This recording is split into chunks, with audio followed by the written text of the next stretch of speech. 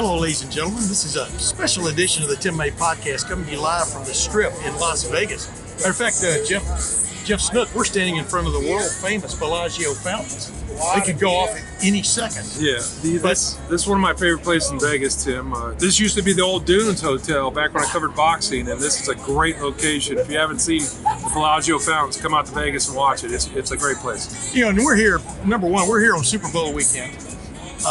We've got kind of a dual purpose here because we came here to kind of hang out on Super Bowl weekend, but also to kind of introduce, especially the folks who live in Ohio, that legalized sports wagering is coming to Ohio sooner rather than later. Of course, in Las Vegas, it used to be the only place you could even do this, but it's been around for a while. And you know, we wanted to shoot in a couple of the sports books, didn't get permission because they're really sort of like antsy about that kind of stuff. But we wanted to explain to people that this time a year from now, when the Super Bowl is coming around, in the great state of Ohio, you're probably going to be able to legally bet on college football, pro football, NBA, college basketball, etc. at one of your local casinos or perhaps online. Explain to people what's coming. Well, you know, Tim, a great shot of history is Vegas and Nevada is the only place in the world that had sports gambling. The only place in the United States that had sports gambling since the 1930s. But the Supreme Court opened that up in 2018 when they passed a ruling, voted on a ruling that now any state in the country can have sports gambling. So as we've seen, now there's over 30 that has legalized sports gambling. Ohio's the latest. That's coming this fall in September. And, you know, Ohio did it for obvious reasons, but all the surrounding states, which is Indiana, Michigan, Pennsylvania, West Virginia, have had it for a couple of years now, 3 years. So they saw those tax dollars crossing the border, going to other casinos, and I think they did the right thing, and they passed it, and we'll see how it plays out in September through this first football season. Yeah. Now, are you as a person, you did a book, in my opinion, a world-famous book on Art Schlichter, a young man who was a big-time college football quarterback at Ohio State, NFL draft pick, but his life got definitely skewed in the wrong direction, much of it because of gambling and stuff. So what is your, I guess, what would you tell people about the world of gambling? Because you've seen the good and the bad sides of it and stuff, of where it can lead people. You know, but what is the bromide there? You know, I'll admit, here on camera, I used to like to place a bet once in a while. I never did it on a game, as you know, that we covered. That was against our ethics and morals as a journalist. But I always thought it was fun. But it's like my dad used to say, his famous line on alcohol, tobacco, anything, everything in moderation. And as long as you set parameters for yourself, you don't bet more than you could afford to lose. I think Steve Mariucci does a commercial now for the NFL about the same thing. Yeah. And I've known Art for years, and I've seen the worst of it. And it's an addiction like anything else, tobacco, alcohol. And Pete Rose was another guy. He's not in the Hall of Fame today because of a gambling addiction and betting on baseball. But you can find him here on occasion, signing autographs. He's here signing autographs. He lives here. Yes. He lives here. And, you know, Art is the poster child for what can go wrong, but I still believe he's the exception to the rule. So let's face it, the most addictive game in this world is video poker. And there's stories after story, studies after studies of housewives losing their mortgage payments to video poker, but yet they're not going to outlaw something like that because of 1% that gets in trouble. Same with alcohol and tobacco and all the other vices. Or Keno and local bars in Columbus, exactly. etc. The things we have. Yeah. So it is what it is, and it's spreading. It's here to stay. Now it's become mainstream. Yes. Where the NFL, the NCAA, NBA, they partnered with casinos and betting websites and sports books. So now it's crossed over. We have a team here in Vegas that, for years they said there'd never be a professional team in Las Vegas. Now there is. They have the NBA All-Star Game here, the NHL All-Star Game, NHL franchise. So sports betting is very American. Yeah. It's American as apple pie, let's face it. And no one was really more anti that situation than, for example, the NCAA. Just last winter, Las Vegas hosted 5 big-time college conference championship tournaments in Las Vegas. Who saw that coming even 10 years ago? And like you said, the NFL has embraced it.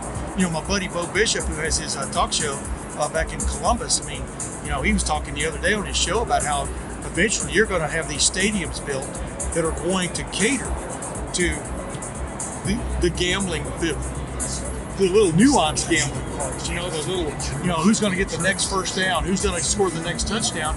You'll be able to do it probably from your seat in the stadium while you're sitting watching the game. Well, yeah, that's where we're headed. Yeah, that's called in-game gambling, in-game spreads, and they have. But it's just amazing. You might be able to do that sitting in the stadium. Right, and they have them here. That's the big thing. It's sports gambling apps on your phone, and that's why when you approve it in a state like Ohio, now you can register in the state of Ohio if you live there for a sports gambling app. But a lot of people have them. Millions of people have them. They generate billions per year. This weekend in Las Vegas alone, there'll be $7.6 billion bet on the Super Bowl. It's the largest gambling event in the world every year, and this is probably going to break all the records, the one between the Bengals and the Rams. Yeah. Who you got? Well, I like the Bengals in this game. We were going to get to that at the end, but I just we're going to get to that at the end. Yeah. They're getting 4.5. This game could go either way, and they always say the old adage, if you can get anything above 3 on a game that's a toss-up, which I think it is, there's no home field advantage no matter the Rams are playing their home stadium. Crowd will be 50-50. It's a corporate crowd. Home field advantage in the Super Bowl really don't exist anyway. So I'm going to ride Joe Burrow on the hot hand. As you were talking there a while ago, I mean, you know me, I'm not a wagering guy. Never have been. But it's funny, I kind of enjoy the excitement of being around a sports book when there's a game going on. And guys have got these little side bets going, et cetera. They've gone to the window and they're booing at the wrong times, right, and they're cheering at the wrong times and stuff. And it's really just sort of a lot of these things have drawn more and more people. I mean, these fantasy teams, et cetera, you can have drawn more people into following football because of that very thing, who may not have been even football fans, but they're fans of like having something on the line. Where do you think that comes from, and what do you think about that? Well, sports gambling has really existed. At one time, college football was the game to watch and bet on in the United States. The NFL was an afterthought. The NFL was looked down upon, professional football, let me say, and then the NFL was formed. Now we've come full circle where the NFL has passed college football in betting, in handle, in billions bet. More people, if you walk out here in a sports book on a Saturday, it might be half full. You walk out here on a Sunday, you can't find a seat, and all the games are being played at either 1 o'clock or 4 o'clock Eastern time, so do the math, the 3-hour time difference. But you'll hear cheers at any one time, and people are moaning at the same time. There's so many games going on, but the Super Bowl, there's only one game. So when there's one game being played, if you look at the crowd when a touchdown happens, half the people have their head in their lap, and the other half are high-fiving, standing, and cheering. I know, it's crazy. So that's fun to watch. This is one game a year we have something called prop bets. There's over 300 prop bets, where that stands for proposition, where you can bet on Joe Burrow to throw over under 272 yards on Sunday, and there's just tons of those. They're fun to bet, and there's limits on them, so you can't bet 10,000 on any of those. So yeah. But by the way, here's a there you go from the MGM Sportsbook. This is the page that tells you where to find the prop bets. I mean, they've got a whole page dedicated on that, and then page after page of basically as we sit here today. Which reminds me, I got Thursday. My best prop bet of this game. Joe Mixon is over under 25.5 yards receiving. I like him over. I just got a feeling early in the game that Zach Taylor knows what the Bengals' weakness is, and that's protecting Joe Burrow. And he's going to go against Aaron Donald this game. And they had 9 sacks against the Titans. I just got a feeling you're going to see a lot of 2-step, 3-step early on, quick throws out of the backfield, and really quick routes, swing routes, maybe some screens to slow them down. I love Joe Mixon in the over 25.5 receiving yards. Well, I see where you're coming from there. Samaje Perine had, I think, one of the touchdowns that really turned the game around for Cincinnati on that little screen pass last week. Could have been Joe Mixon. They tried the same play to the other side, et cetera. So on one play can win that bet for you. It's really interesting. I want to get to this with you though. With this coming in, what really should people be wary of, et cetera, if in fact they do become And as the Bellagio fountains go off behind I hope it's an Elvis song. Yeah. Go ahead, though. What should they be wary of? Well, my suggestion to novice bettors that's starting out, and not that I'm an expert, but probably stay away from parlays and teases and bet straight up games, and don't bet over your head. It's enjoyment of $50, $100 here or there, but you're going to see a lot of people that are going to disagree with this bill being passed as a law because some people could go broke or lose their mortgage or lose their house payment, and it's just like you said. I repeat it again. Everything in moderation. Only bet what you can afford to lose, and don't go gangbusters and think you're going to strike it rich, because you're not going to strike it rich betting the NFL. Nobody does. College football is much more beatable. For instance, Vegas puts point spreads on 130 college teams, 135 actually. On the NFL, they do it for 32 teams. Yeah, they know far less about college football than we do about the NFL. So college football is beatable if you know what you're doing. But I don't mean to endorse going haywire and gambling. Oh, no, I know you don't. It is interesting, though. That's why, if things go well, you and I are going to have a little weekly, we're going to try to have a little weekly program during the football season next year, because I've always, how much I've respected your knowledge of the game, your knowledge of college football especially, and even the NFL. And we're going to try to, not necessarily handicap, but give people some things to look out for in certain games each weekend. I think you're all for that, aren't you? Yeah, I'd love to do that. Just remember, Vegas is, I guess their objective is, when they set out to set a line, all they want is 50% of the money on one side of the line, 50% on the other side. That doesn't mean they're always right. They make mistakes. A lot of times earlier in the week when the lines come out, I'll see a mistake they've made one way or the other, and they can be beaten. And I'm talking college football. The NFL, they don't make many mistakes. They have to report an injury report on Fridays. They know everything about it. But to give an example, Ohio State this year finished 6-6-1 against the spread. And those last 2 weeks before Michigan, they were given 19 and 18 points to Purdue and Michigan State. You saw that offense, and Vegas probably had a good idea with good weather. Ohio State's going to cover both those spreads. They don't care if they're covering the spreads. All they wanted was 50% of the money on the underdog, Purdue and Michigan State, which they got. And Ohio State did cover both spreads, and then they're giving 7.5 in Michigan. And let's face it, that line was based on past year's games, because the favorite, Ohio State's on the road in a snowstorm against a team that's got a better defense and a better running game. I think that line should have been about 2 points, but it wasn't. So there's a couple examples right there how Vegas really misses at times, and you can take advantage of it if you know what you're doing. Yeah, you were telling me that at the time, all those things. It's interesting. What else is interesting is how when the Bellagio fountains go off, they cool the air. Yeah, I feel it. It's pretty sweet.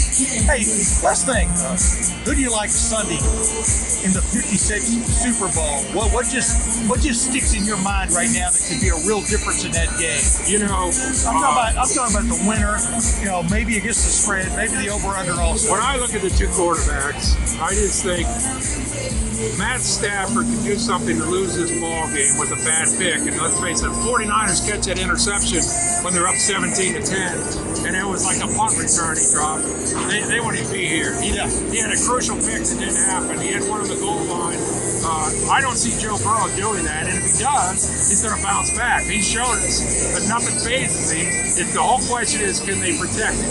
If they can protect Joe Burrow, he gets the ball out of his hands early and doesn't step back with 7-step drops and get sacked all the time. I like the Bengals. They're on a roll.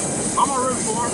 They're an Ohio team. I'm a Browns fan. A lot of my readers know I'm a Browns fan, but I've been riding with the Bengals in the playoffs. Joe Burrow is a great guy to root for. Yeah, and like you just said, the key is, can they protect Joe Burrow, or can they give him enough protection where he can escape and make some things happen? That's almost as vital as just him being able to stand back there. I like him. I do like him better than Matt Stafford. I think Matt Stafford is more prone to make the big mistake in this game, because we saw him do it last week. It just didn't cost him. And the other thing I like was very underrated in this game. I do believe it kind of reminded me when Ohio State went in to the national championship game against Miami in 2002. Everybody was talking about Miami this, Miami that. Miami's defense. Underrated was Ohio State's defense. I think Cincinnati's defense is playing extremely well, playing big-time football, playing big-play football, and really that's what saved the day last week. The reason this line's at 4.5 and not 6 or 6.5 or 7 is the way the Bengals defense played in the second half. Correct. They gave up 3 points in Cincinnati in the whole second half and overtime. That is a huge factor looking forward to this week. The other thing I like the over. It's 48.5. I got a feeling there's going to be some points scored. I think there's going to be a lot of touchdowns. I could see this game being played in the 30s, 35-31, 35-28.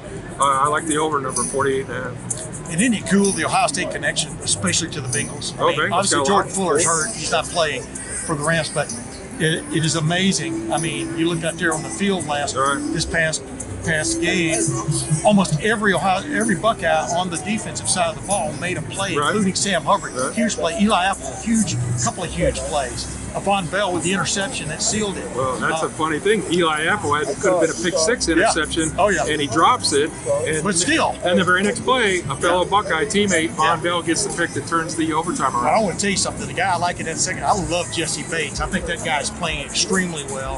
I think the Bengals defense could be the real difference maker in this from the standpoint of not letting one of those opportunities slip away that Matt Stafford's going to give If I could read the box score on Monday morning and see the number of sacks Joe took, I think I could predict the outcome. I really could. I think they're going to line Von Miller up, and they moved Aaron Donald around, so they line them up on the same side. And the Bengals got to pick their poison, who to block and who to double team, one-on and go who to a one-on-one.